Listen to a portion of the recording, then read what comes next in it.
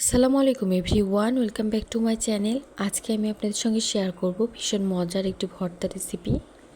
আর এভাবে ভর্তা তৈরি করলে কিন্তু খুবই মজার হয়। আমি কাঁঠালের বিচির ভর্তার রেসিপি আজকে দেখাবো।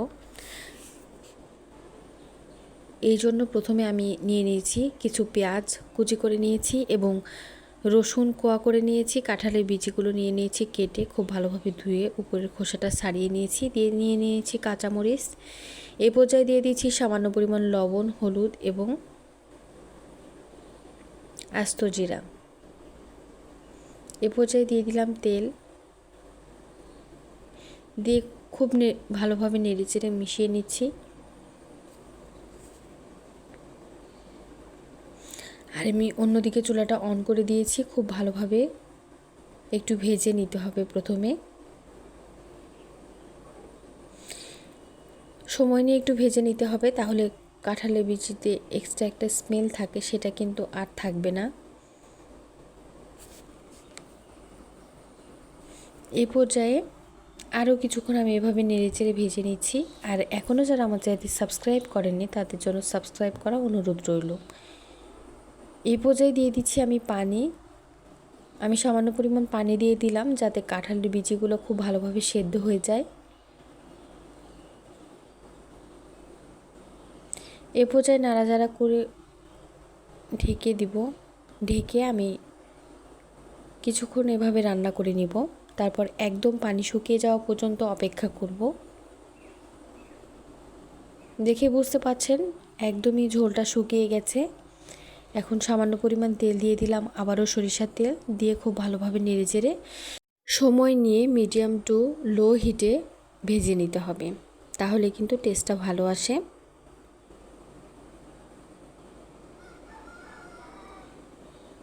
এভাবে কিছুক্ষণ ভেজে নিচ্ছি। এ পর্যায়ে যদি বেটে নিই তাহলে কিন্তু আমার ভর্তার রেসিপি একদম রেডি হয়ে যাবে। এটা কিন্তু গরম ভাতের সঙ্গে খেতে খুবই মজার হয়।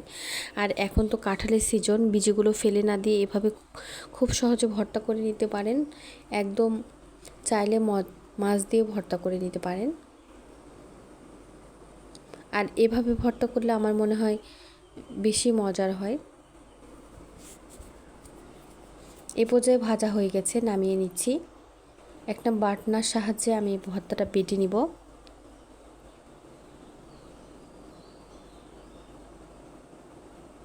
এ পর্যায়ে আমি নিয়ে নিচ্ছি। তারপরে আমি খুব ভালোভাবে বেটে নিয়ে ভর্তা তৈরি করে নিব।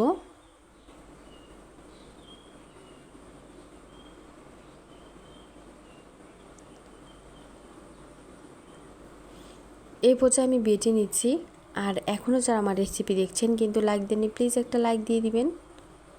এ পর্যায়ে খুব ভালোভাবে আমি বেটে ভর্তা করে নিচ্ছি। যেহেতু কাঁঠালের বিচি একটু শক্ত থাকে, সেজন্য কিন্তু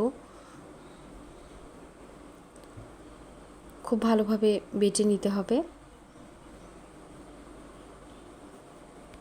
আর অন্যদিকে আমি শুকনো মরিচ একটা ভেজে নিয়েছি, আর সেটা কিন্তু খুব ভালোভাবে ভেঙে নিয়ে আমি ভর্তার মধ্যে দিয়ে দিব, তাহলে স্মেলটা ভালো আসবে। এই পর্যায়ে ভর্তাটা তৈরি করা হয়ে গেছে। দেখে বুঝতে পারছেন কতটা লোভনীয় দেখতে হয়েছে, খেতে হয়েছিল অসম্ভব মজার। আর আমার রেসিপি ভালো লাগলে অবশ্যই চ্যানেলটি সাবস্ক্রাইব করবেন, পাশে থাকা বেল আইকন ক্লিক করবেন। এটা কিন্তু গরম ভাতের সাথে খুবই মজার হয় খেতে। বাসায় একবার হলেও ট্রাই করে দেখবেন। এতক্ষণ সঙ্গে থাকার জন্য ধন্যবাদ। দেখে অবশ্যই গরম ভাতের সঙ্গে ট্রাই করবেন। সঙ্গে থাকার জন্য ধন্যবাদ। আল্লাহ হাফেজ।